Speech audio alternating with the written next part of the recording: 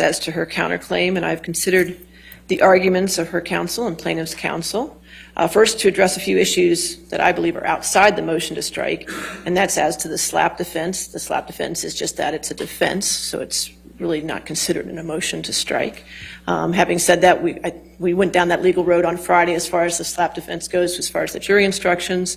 In this particular case, if the plaintiff prevails, it must be with actual malice. Therefore, if it's with actual malice, immunity does not apply under that statute. So we will deal with that with jury instructions, and we have. As to independent contractor, again, I think it's outside the motion to strike. However, Mr. Waldman was plaintiff's attorney since 2016.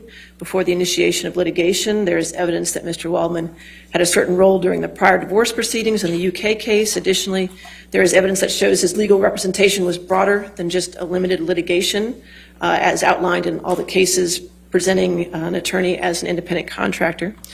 So the only evidence in this case to this point is that Mr. Waldman was an agent to Mr. Depp, and that is the basis to weigh the motion to strike.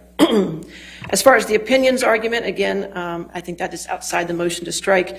The opinions argument, the court has already ruled on this matter as to the three statements that are at issue in the counterclaim, ruled that they were not opinion at the demur and at summary judgment. So that argument will not be part of the motion to strike. So when assessing a motion to strike, the court accepts the favorable evidence adduced as true towards the non-moving party. The court cannot reject any inference from the evidence favorable to the non-moving party unless it would defy logic and common sense.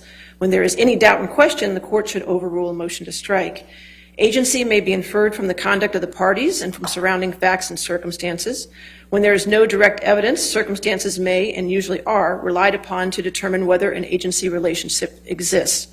A principal is liable for the tortious acts of his agent if the agent was performing his principal's business and acting within the scope of his agency. If an agent's tortious act arises from their agency relationship is enacted in part to service the principal can be held liable for the tort. Here, the alleged tort is defamation. Besides demonstrating the agency relationship, the defendant must prove Mr. Waldman published an actionable statement, meaning a statement that is both false and defamatory, with the requisite intent. As to agency, Mr. Waldman was plaintiff's attorney at the time of the alleged defamatory statements were made. Mr. Waldman does not deny this, and neither does the plaintiff. Moreover, Mr. Waldman made the allegedly defamatory statements about the defendant during the proceedings of this action and interacted with the defendant once the statements were made while still representing the plaintiff. Taking the surrounding circumstances as a whole, an agency relationship can be inferred, and thus a scintilla of evidence regarding agency must be turned over to the jury.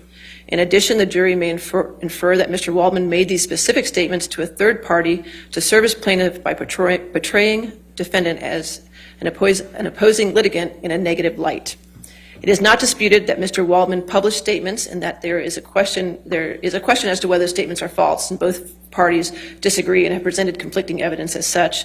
As to actual malice, Mr. Waldman made the counterclaim statements after he met with his client. In addition, there is evidence the plaintiff was with Mr. Waldman at a meeting in February 2020 with the Daily Mail online.